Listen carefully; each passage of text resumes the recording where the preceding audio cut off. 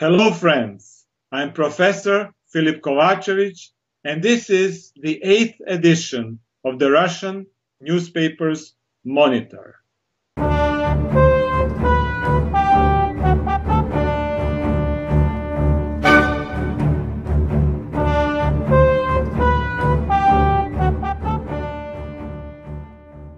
I hope you are doing well today.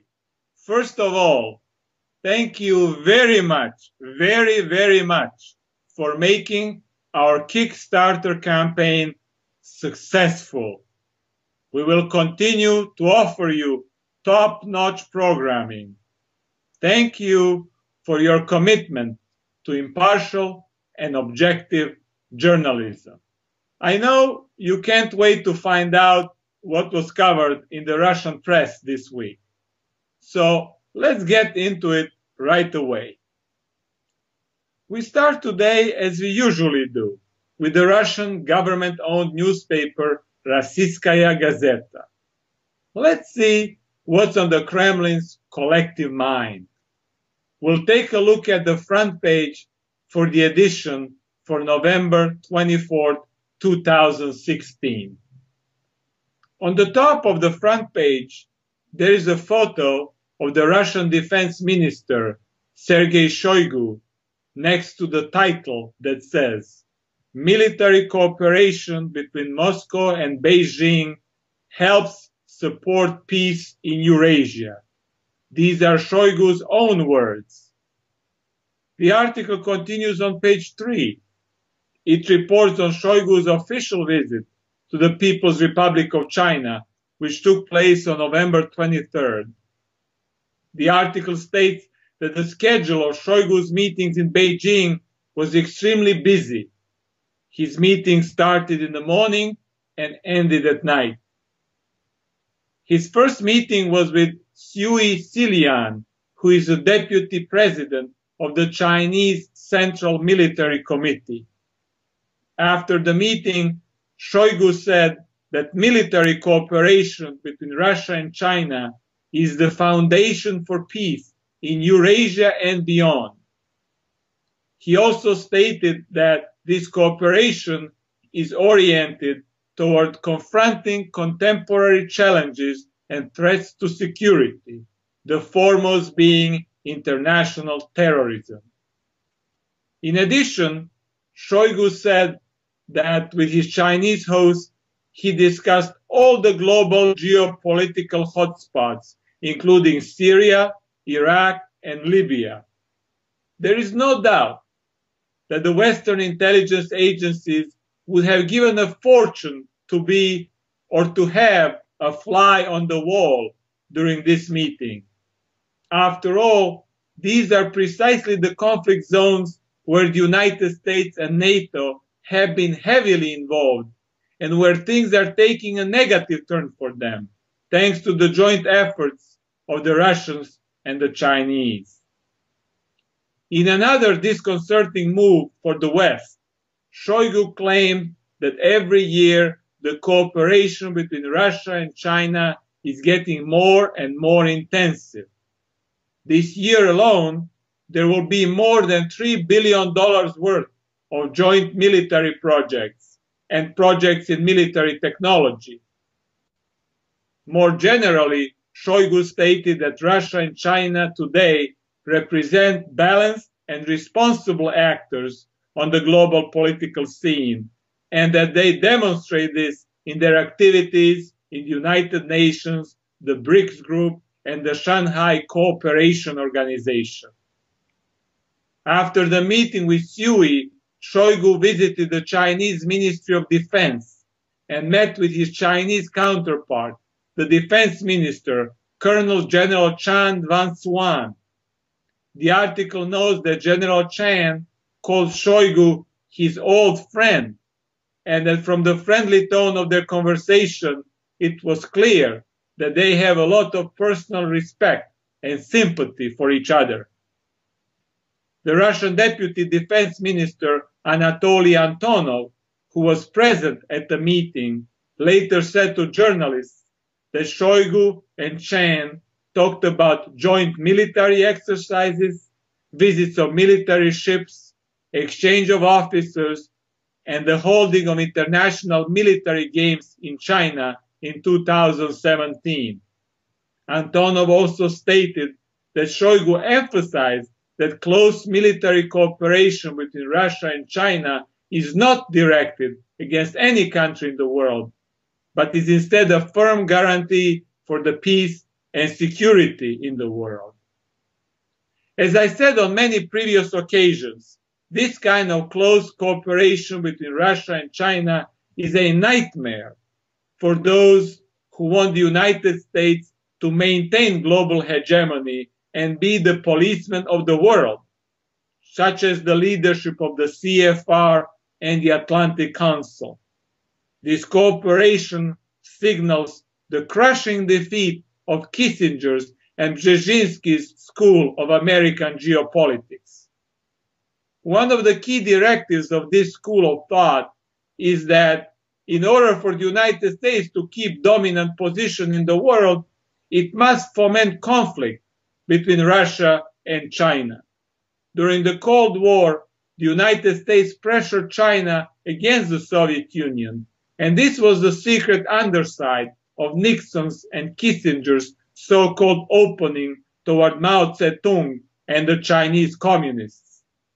Likewise, in the immediate aftermath of the collapse of the Soviet Union in the early 1990s, when Yeltsin's Russia became a US client state, it appears that some in the United States foreign policy establishment wanted to push Russia in the war against China.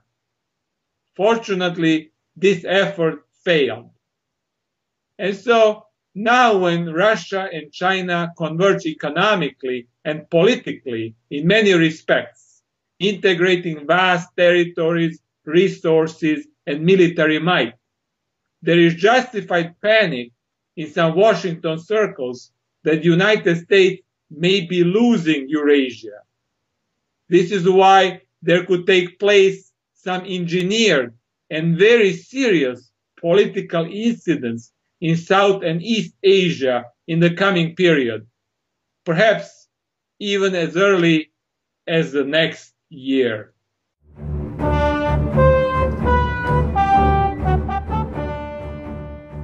Now, let's take a look at the front page of Izvestia, the moderate pro-government newspaper, the edition for November 25th, 2016.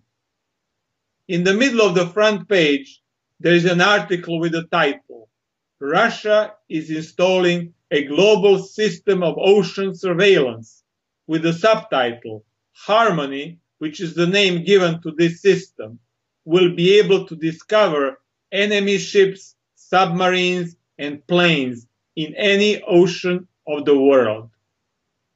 Below the article, there is a color photo of 3 Russian sailors inside a submarine.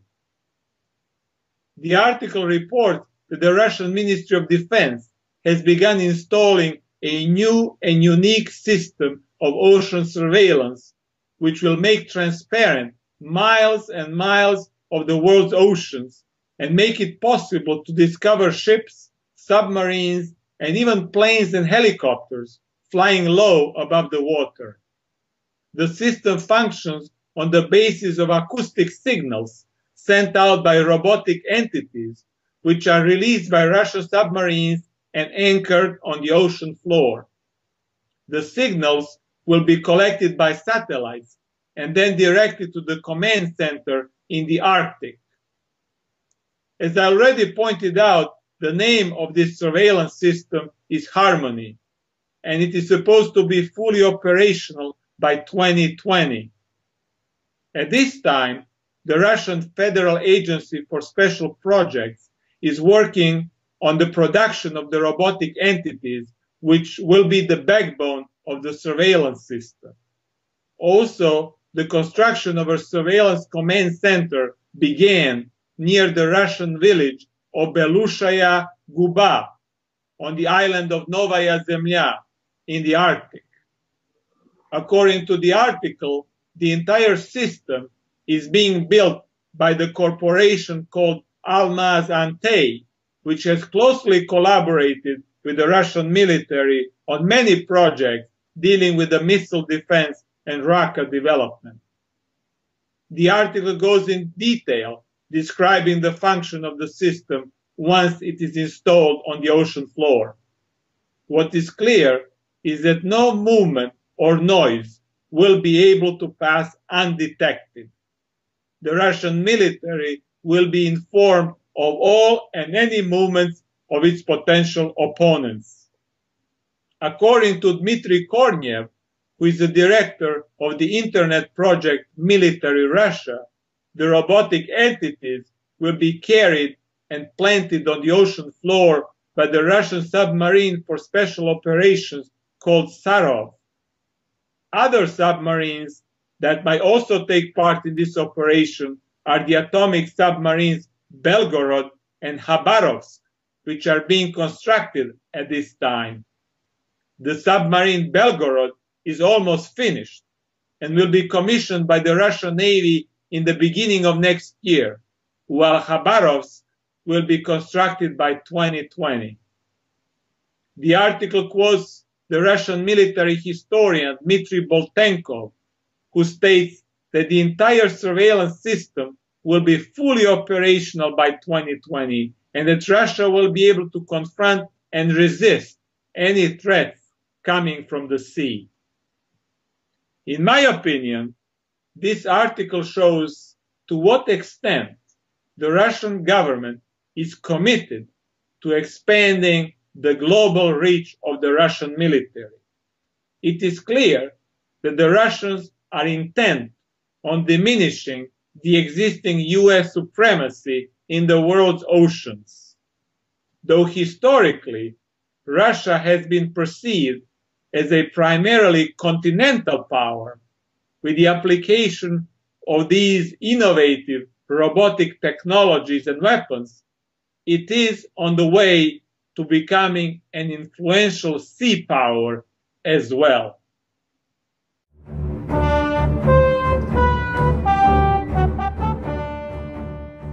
Now, let's go to the Nezavissimaya Gazeta, the middle-of-the-road newspaper, the edition for November 24, 2016. On the bottom left corner of the front page, there is an article with a title, "They put Russia on the same side with the Islamic State," and the subtitle, "Europe declared information war against Russia." The article reports on the recent resolution of the European Parliament, which claimed that Russian news media and analytic centers distribute not objective news, but Kremlin propaganda, and that therefore the European Union has to develop a set of countermeasures. In this manner, the resolution equates the Russian media with the Islamic State-controlled websites and video streams. However, as the article points out, the resolution was far from consensual. In fact, out of 691 deputies present during the voting, only 304, or 44%, voted yes. 179, or 25%, voted no, while 208, or 31%, abstained. In fact, the no votes and abstentions outnumbered the yes votes. But because the resolution requires only a simple majority, the yes votes to be greater than the no votes, it was passed. The resolution specifically enumerated the following organizations as the agents of the Kremlin and the tools of information war against the European Union: the RT and the Sputnik news agencies, and the Ruski Mir and Rossiyskaya foundations and grant-giving programs. The article notes that the Russian officials reacted immediately. The Ministry of Foreign Affairs official dealing with human rights, Konstantin Dolgov, stated that this resolution violates the principles of the Organization for Security and Cooperation in Europe, international norms on the freedom of the press and freedom of speech, as well as the legal rights of the EU citizens. The RT, in its reaction, claimed that this resolution was the result of the personal anti-Russian prejudices of the Polish deputy Anna Fotyga, former foreign minister of Poland and a classical US agent of influence, who wrote and submitted the resolution. The European sources contacted by the newspaper said that the EU has already formed a special unit whose task it is to combat the claims of the Russian news agencies by distributing its own news with a positive spin on the EU activities and exposing what, in its opinion, are the Kremlin fakes. The resolution not only condemned the Russian media as propagandists, equating it with the media of the Islamic State, but it also accused the Russian government of funding an army of trolls, that is, individuals who are paid to leave positive comments on the Russian-friendly news and negative and vulgar on those critical of Russia. The resolution is not binding on the member states of the European Union, and no one expects that it will lead to the banning of the Russian-produced programs. However, it is clear that the Russian media will be put under much stronger surveillance by the EU governments, and the efforts will be made to diminish or even destroy its reputation in the eyes of the people. The members of the Russian parliament also reacted in defense of the Russian media in Europe. The head of the International Affairs Committee in the Duma, Leonid Slutsky, said that if there is any censorship of the RT and Sputnik by the EU, Russia will impose similar measures on the EU media in Russia. Even the Russian President Vladimir Putin entered the fray. He called the resolution the proof of the degradation of democratic freedoms in the European Union and praised the Russian media for doing an excellent job. In my opinion, the developments reported in this article show that the pro-NATO and anti-Russian EU establishment is afraid that they are losing the battle for the hearts and minds of their own citizens.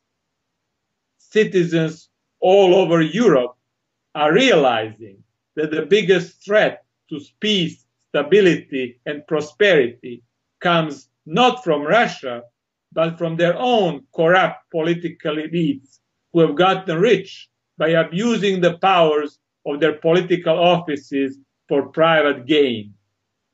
It seems to me that it is too late now to stop this process of citizen awakening.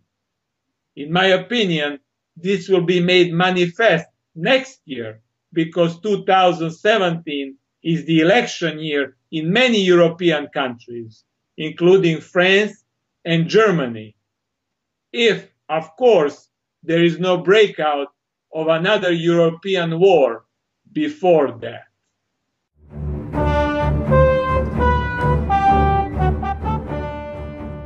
Now, let's look at the Russian semi-tabloid press. The weekly newspaper Argumenti I Fakti, the newspaper with the largest circulation in Russia, the edition for November 23, 2016. There are no articles dealing with international politics on the front page, but on page 2, there is an article discussing the Russian President Vladimir Putin's participation at the Asian Pacific Economic Cooperation Summit held in Lima, Peru, over the weekend. The summit brought together all the major players in the Pacific region, the United States, China, Russia, and Japan. However, according to Andrei Ostrovsky, deputy director of the Russian Far East Institute quoted in the article, the summit did not formulate any clear direction for the future development of the region. While the US President Obama lobbied for the Trans-Pacific Partnership, the TPP, a multilateral trade pact that would exclude Russia and China, the president-elect Donald Trump said that one of the first things he will do when he gets into office is to withdraw the United States from further TPP negotiations. The article reports that Putin said at the summit that there are too many barriers to international trade at this time, and that they should be lifted in accordance with international rules established by the World Trade Association, the organization, the WTO. However, Putin also said that the best way to encourage economic development and growth was through regional alliances and blocs in Eurasia. And here he was obviously thinking of the Eurasian Economic Union, which includes many of the former Soviet republics in Central Asia and is headed by Russia. Putin met with the leaders of China, Peru, Vietnam, and the Philippines. The meeting with the Philippine president, Rodrigo Duterte, was particularly interesting because Duterte publicly declared his admiration for Putin. Putin also very briefly met with Obama and invited Obama to visit Russia. This invitation can be interpreted in many different ways. If we look at it optimistically, we can say that Putin holds no grudges against Obama and wants to show him the Russian hospitality at its best. However, it is doubtful that Obama will ever go to Russia again. The article mentions that Putin also met with the Japanese Prime Minister Shinzo Abe. However, they made no progress on the perennial issue burdening the relations between the two countries, the issue of the southern Kuril Islands, 3 bigger islands and a group of smaller islets, which the Soviet Union took over in 1945 and which Japan wants back. Due to this issue, the two countries never signed a peace treaty and officially ended the World War II hostilities. Putin and Abe did confirm that Putin would visit Tokyo in December and that their negotiations would continue.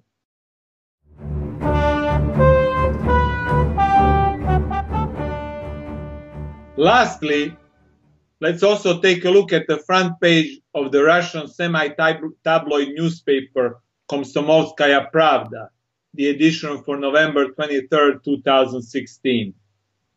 On the front page, there is a photo of a boy waving a Russian flag, and the title asks, "Who will defend millions of Russians at the edges of the former Soviet Union?" The subtitle explains, "Marking the 25th anniversary of the collapse of the Soviet Union, we, meaning the newspaper, continue researching the fate of our countrymen and women in the post-Soviet space." This is the lead article in this edition of Komsomolskaya Pravda, and it takes up 2 pages, pages 8 and 9. It is based on an interview with a Russian specialist on demographics, Vladimir Timakov. Timakov states that according to the 1989 census, about 25 million Russians lived outside of Russia in other Soviet republics. At this time, only about 14 million Russians live in those republics, which all became independent states in 1991. According to Timakov, out of those 11 million missing, 6.5 million emigrated, 6 million of them to Russia. About 2.5 million people who declared themselves Russian in 1989 changed to some other nationality. And about 2 million died in different ways, including being killed in civil war zones. For instance, during the conflict in Chechnya from 1991 until 2001. About 30,000 Russian civilians were murdered. In addition, in the former Soviet republics, the life expectancy of Russians was on average lower than the life expectancy of other ethnic groups, and they also had fewer children. On the left side of page 8, there is a graphic that shows how many Russians emigrated from various former Soviet republics and what percentage of them remained in those states after 1989. Let's just mention a few examples. The highest number of Russians emigrated from Kazakhstan, around 2,200,000. And now only 59% are left when compared to how many there were in 1989. The next republic in terms of how many Russians emigrated is Uzbekistan, around 850,000. And now only 39% are left out of their number in 1989. The two republics that had the least number of Russians living there compared to their numbers in 1989 are Georgia and Tajikistan. In Georgia, only 15% are left, and in Tajikistan, only 9%. It is interesting to note that for all the discrimination and abuse that Russians have suffered in the Baltic states, Estonia, Latvia, and Lithuania, more than 50% of the Russians stayed. In Estonia, which borders Russia not far from the major Russian city of St. Petersburg, about 70% stayed. Timakov also points out that many Russians have also become internal migrants, moving, for instance, from the war-torn Chechnya to other Russian republics and regions. According to his research, out of 290,000 Russians in Chechnya and the neighboring Ingushetia in 1989, only 23,000 have remained. Regarding the Russian speakers in Ukraine, Timakov states that the number of Russians in Ukraine declined by 3 million from the 1989 census to the 2001 census. About 1 million moved to Russia, and the others began to declare themselves Ukrainian. Timakov explains that this came about as the result of a strong push for assimilation on the part of the Ukrainian government, especially among the younger population of the Russian language speakers. This assimilation process was also supported by the outside forces, various member states in the European Union, such as Poland, and also the United States. These outside geopolitical actors created a myth claiming that Ukraine supposedly belongs to something called the European civilization, whereas Russia does not. This was used to discriminate against the Russian culture as supposedly less civilized. It is this kind of open European racism that was a major factor in provoking a civil war in Ukraine, which is still going on. Timakov claims that the Russian government must do more logistically and financially to assist Russians outside Russia and help them to organize and fight for their rights. He states that without this support, the numbers of Russians in other former Soviet republics will only continue to decline. In conclusion, Timakov says that the good news is that the demographic situation in Russia is improving. The families are having more children, and many of those who left Russia are now coming back. It is interesting to note that a demographic boom in terms of how many babies are being born has taken place in Crimea after it was incorporated into Russia. Timakov also emphasizes that in the last 5 years, more people returned than left Russia. This kind of trend is not even found in many European Union states. Overall, according to Timakov, Russia should welcome all immigrants, but must make sure that the Islamic and other extremists do not enter the country under the cover of the refugees. As many Russian enemies in the West know well, radical Islam as an ideology has the potential to destabilize the southern regions of Russia and the post-Soviet states for many years to come. In my opinion, the aim of this article is to focus the attention of ordinary Russians on the plight of their countrymen and women in other former Soviet republics. This is done in order to create the climate of solidarity and willingness to help out those in need. At the same time, the article also affirms the strength of the Russian culture and national identity. It rouses up patriotic feelings. In addition, it is also clear that the Russian government decided to rely on the Russian minorities living outside Russia for the implementation of its geopolitical and geoeconomic agenda more extensively than in the past. I think that we will see a much more vocal defense of their rights and political demands in the coming period.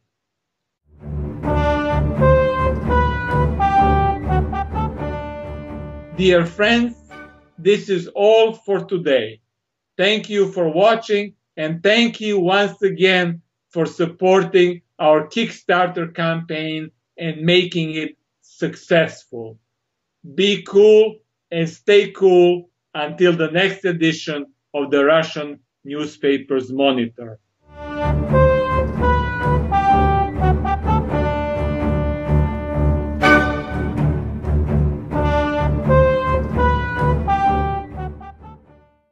Foundation for Peace in Eurasia and beyond.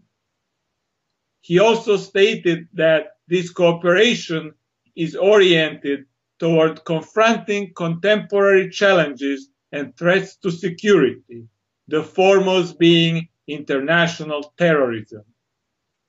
In addition, Shoigu said that with his Chinese host, he discussed all the global geopolitical hotspots, including Syria, Iraq, and Libya. There is no doubt that the Western intelligence agencies would have given a fortune to be or to have a fly on the wall during this meeting.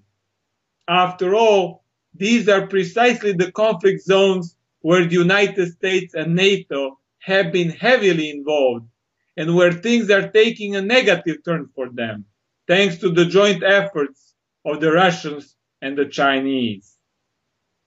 In another disconcerting move for the West, Shoigu claimed that every year the cooperation between Russia and China led to journalists that Shoigu and Chen talked about joint military exercises, visits of military ships, exchange of officers, and the holding of international military games in China in 2017.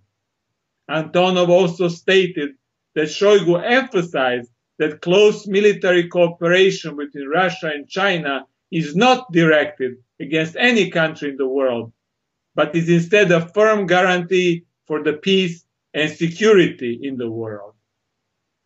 As I said on many previous occasions, this kind of close cooperation between Russia and China is a nightmare for those who want the United States to maintain global hegemony and be the policeman of the world, such as the leadership of the CFR and the Atlantic Council. This cooperation signals the crushing defeat of Kissinger's and Brzezinski's school of American geopolitics. One of the key directives of this school of thought is that we'll take a look at the front page for the edition for November 24th, 2016. On the top of the front page, there is a photo of the Russian defense minister, Sergei Shoigu next to the title that says, "Military cooperation between Moscow and Beijing helps support peace in Eurasia." These are Shoigu's own words. The article continues on page 3. It reports on Shoigu's official visit to the People's Republic of China, which took place on November 23rd. The article states that the schedule of Shoigu's meetings in Beijing was extremely busy. His meetings started in the morning and ended at night. His first meeting was with Xu Xilian, who is the deputy president of the Chinese Central Military Committee. After the meeting, Shoigu said that military cooperation between Russia and China is getting more and more intensive. This year alone, there will be more than $3 billion worth of joint military projects and projects in military technology. More generally, Shoigu stated that Russia and China today represent balanced and responsible actors on the global political scene, and that they demonstrate this in their activities in the United Nations, the BRICS Group, and the Shanghai Cooperation Organization. After the meeting with Xu, Shoigu visited the Chinese Ministry of Defense and met with his Chinese counterpart, the Defense Minister, Colonel General Chan Van-Suan. The article notes that General Chan called Shoigu his old friend, and that from the friendly tone of their conversation, it was clear that they have a lot of personal respect and sympathy for each other. The Russian Deputy Defense Minister Anatoly Antonov, who was present at the meeting, later said, "Hello friends, I'm Professor Filip Kovacevic, and this is the 8th edition of the Russian newspaper's Monitor."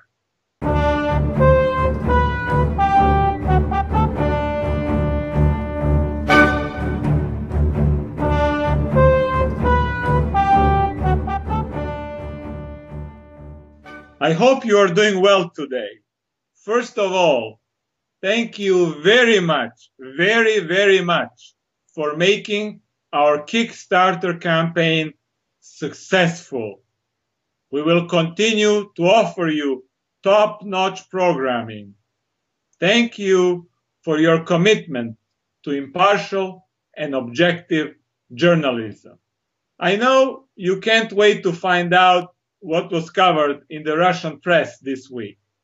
So let's get into it right away. We start today, as we usually do, with the Russian government-owned newspaper Rossiyskaya Gazeta.